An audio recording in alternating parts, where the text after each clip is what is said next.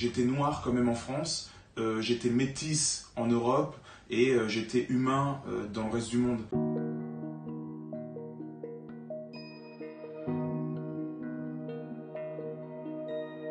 Aujourd'hui, j'ai choisi de parler à travers mon art sous le prisme d'un sage africain. J'imagine en fait qu'un sage africain viendrait en Europe et constaterait ironiquement ce qui se passe et pourrait ensuite peindre, dépeindre cette situation voilà, un peu en blaguant. J'ai été tout de suite plongé en Europe dans un bain multiculturel, mais un bain dans lequel on a montré ma couleur de peau.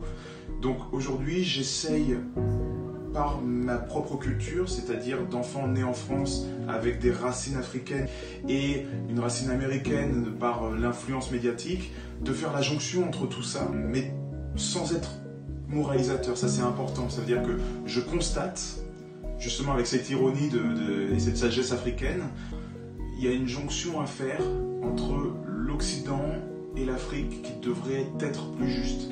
Et aujourd'hui, je pense que l'Occident a largement besoin de l'Afrique, cruellement besoin de l'Afrique, parce que, notamment avec la mondialisation, l'Occident s'est complètement appauvri et déraciné. Mais l'Afrique aussi a cruellement besoin de l'Occident. Je pense que si les deux finissaient par s'entrelacer, on créerait justement ce que j'appelle l'afrofuturisme.